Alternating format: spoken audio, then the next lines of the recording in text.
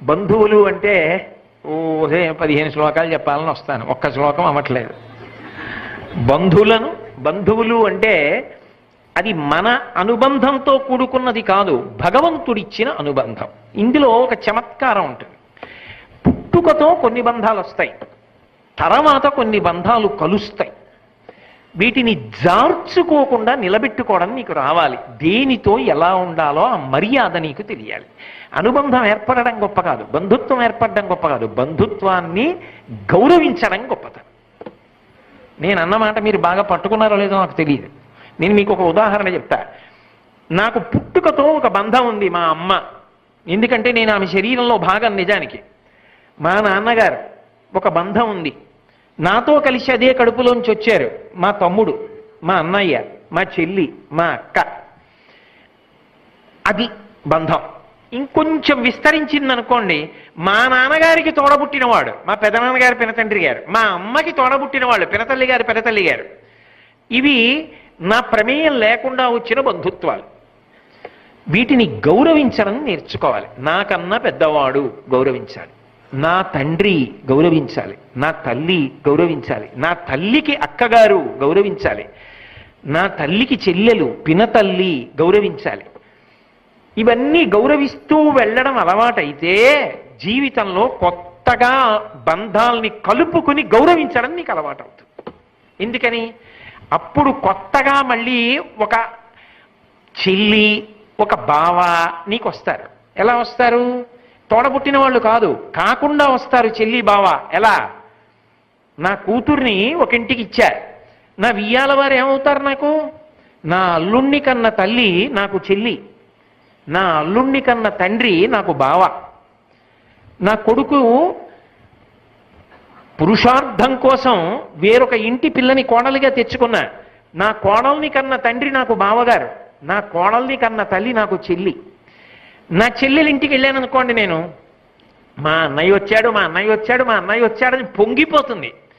మా చెల్లి వంట చేసుకుంటోందని అది వచ్చే వరకు నేను అలాగే ముందు గదిలో కూర్చుంటానా? ఏమ్మా ఎన్నాళ్ళైందో? 2 రోజులే ఉంటానమ్మా, మళ్ళీ వెళ్ళిపోతాను. ఏంట్రా నాన్న బాగున్నావా? ఇప్పుడు నీ ఆరోగ్యం బాగుంటుందా? మళ్ళీ నా కోసం ఇప్పుడు మళ్ళీ పిచ్చి తల్లి దోసకాయ పప్పు వేస్తున్నావా? చిన్నప్పటి నుంచి వీడి దోసకాయ పప్పు ఇష్టమని ముత్తినే అంటున్నాను అంటే నిజంగా కోటేశ్వరరావుకి దోసకాయ పప్పు ఇష్టం అనుకునేరు. ఏదో ఉదాహరణ చెప్పాలి కాబట్టి చెప్తున్నా, ఓ చెల్లెలి అనుబంధం గురించి చెప్తున్నాను అంతే నేను. అని వంటింట్లోకి వెళ్ళి మాట్లాడుతున్నానా? చెల్లెలు వంటింట్లో పనిచేసుకుంటూ ఉంటే వంటింట్లోకి వెళ్ళి మాట్లాడుతున్నా. మా బావగారు కనపడితే బావగారు రండి అని చెప్పి ఎంతకాలం ఇద్దరం కలిసి అనుబంధం, బావగారు రండి అని కూర్చోబెట్టుకుని, బావబరిది అంటే బ్రతక కోరుతాడు. బావగారు మేనల్లుళ్ళు బాగా చదువుకుంటున్నారా? బావగారు ఏమైనా ఇబ్బంది పడుతున్నారా? ఏం ఇబ్బంది లేదు కదా. బావగారు మీరు పని చేయండి, నా మాట వినండి, ఇప్పటి నుంచే పిల్లలు వృద్ధిలోకి వచ్చి ఎక్కువ కట్టవలసి వచ్చినప్పుడు ఇబ్బంది పడతారు, మీరు ఇలా మొదలెట్టండి బావగారు, ఇలా ఇలా కొంత పొదుపు చేయడం నేర్చుకోండి అని చెప్తున్నానా? అసలు నాకు ఇక్కడ మర్యాద ఇవ్వడం అలవాటైతే ఆ తర్వాత నా కూతురినిచ్చినప్పుడు, కొడుకునిచ్చినప్పుడు కొత్తగా చెల్లి బావగారు వాళ్ళు వచ్చారు. అప్పుడు కూడా ఈ ప్రేమ అలా ఉండాలి. నేను నా వియ్యాలారింటికి వెళ్ళినప్పుడు ఏం చేస్తున్నావమ్మా అని ఆ చెల్లి వంట చేస్తున్న చోటుకి వెళ్ళగలగాలి. నా వియ్యంకుడు మా ఇంటికి వస్తే ఏం చేస్తున్నావు చెల్లెమ్మా అని నా భార్య వంట చేస్తుంటే వెళ్ళగలగాలి. నా దగ్గర కూర్చోవడం గొప్ప కాదు, ఆ అనుబంధం ముందు నా భార్యతో ఉండాలి, నాకు నా చెల్లి పట్ల ఉండాలి. నా చెల్లి వలన బావగారు, నా భార్య వలన నేను.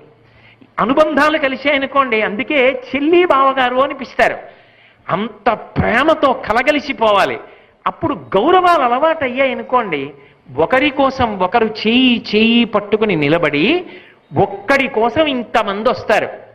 అసలు ఆ బంధుత్వాన్ని గౌరవించడం రాలేదనుకోండి, నీకు అసలు మొదటే రాలేదు, నా బోటిగడికి రాలేదనుకోండి, అసలు తోడబుట్టిన చెల్లితో అనుబంధం లేదు, తోడబుట్టిన చెల్లితో బావగారితో అనుబంధం లేదు, తోడబుట్టిన తమ్ముడితో అనుబంధం లేదు, మరదలితో అనుబంధం లేదు, కొత్తగా వచ్చిన చెల్లెలితో బావగారితో నాకు ఎలా ఉంటుంది అంటే ఉదాహరణకి చెప్తున్నాను, నిజంగా నాకు అలా లేవని మీరు అనుకోకండి.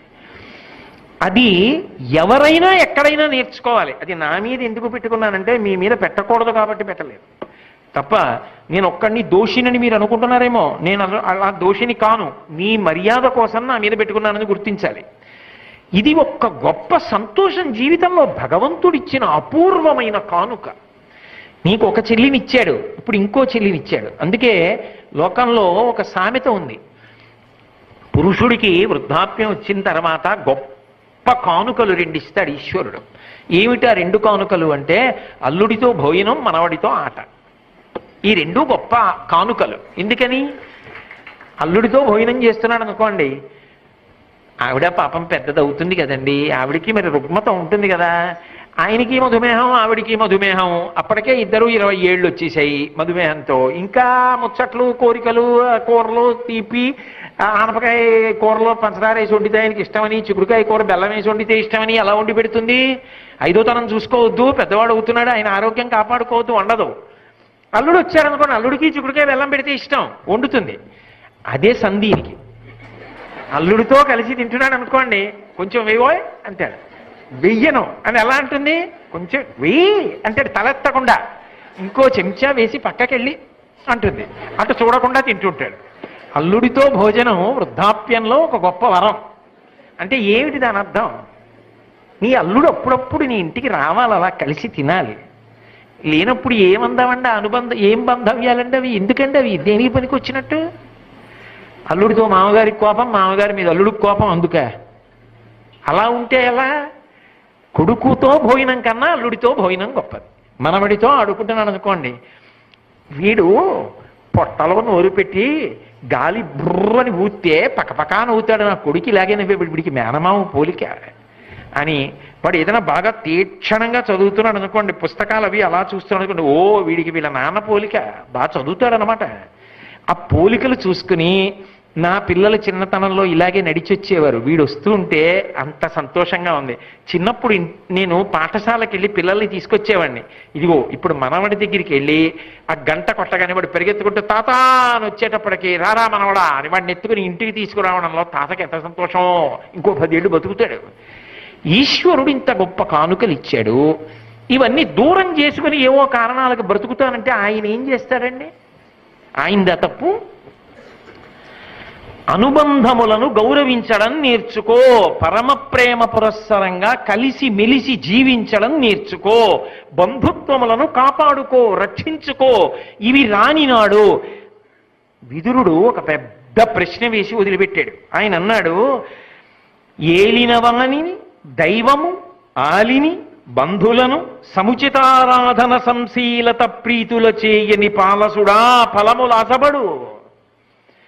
అసలు వీళ్ళ నలుగురికి జీవితంలో గౌరవం ఇవ్వడం చేతకానివాడా? జీవితంలో నేను ఈ మర్యాదలు పొందాలి, నాకు ఈ సుఖాలు రావాలి, ఈ ఫలితాలు రావాలని కోరుకోగలిగినటువంటి వివేక భ్రష్టుడు ఎలా పొందుతాడు? వాడికి తన చెల్లితోనే లేదు మమకారం, ఇంకా వియ్యపురాలతో ఏముంటుంది? వాడికి తన బావగారితోనే లేదు, ఇంకా ఆ బావగారితో ఏముంటుంది?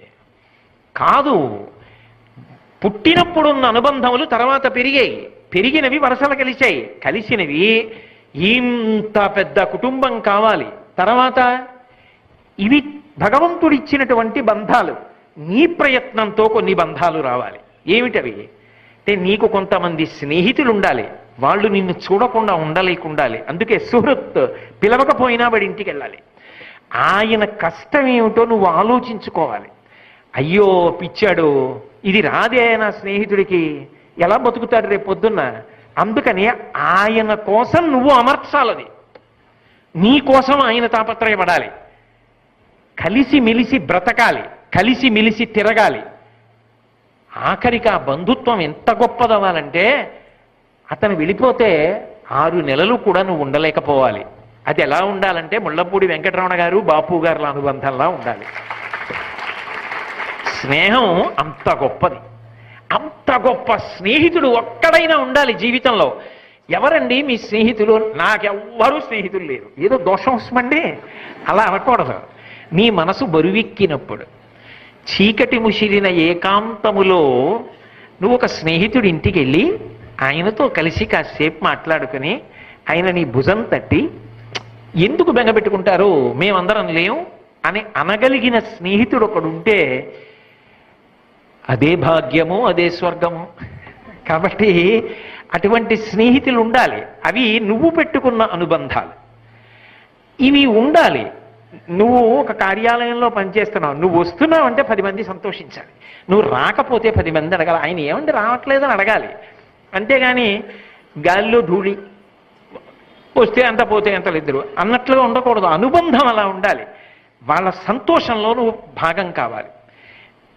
వాళ్ళకి నువ్వు నీకన్నా చిన్నవాడు, నీ దగ్గర పనిచేస్తున్నవాడు వ్యక్తిగత జీవితంలో ఎలా ఉండాలో చక్కగా నీ దగ్గర కూర్చోబెట్టుకుని నువ్వు మార్గదర్శనం చెయ్యాలి. ఇలా రాయాలోయ్, ఇలా చెయ్యాలోయ్, ఉత్సాహంగా అతను పనిచేసేటట్టు చూడాలి. ఇలాంటి అధికారి నాకు ఎలా దొరుకుతాడు? మళ్ళీ నా అదృష్టం, ఇటువంటి వాడి దగ్గర పనిచేస్తున్నాను, అమ్మో నేను ఈ దగ్గర నుంచి వెళ్ళిపోవలసి వస్తే అని అతను బెంగ పెట్టుకోవాలి. అటువంటి అనుబంధం ఏర్పరచుకోవాలి.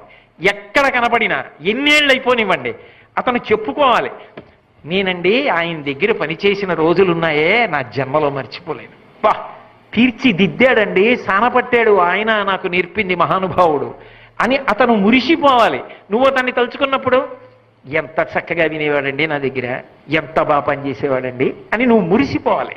అలా ఒక అనుబంధాన్ని ఏర్పాటు చేసుకోవాలి. అది చేసుకోలేకపోతే ఎక్కడికి వెళ్ళినా కృతకంగా ఉంటాయి.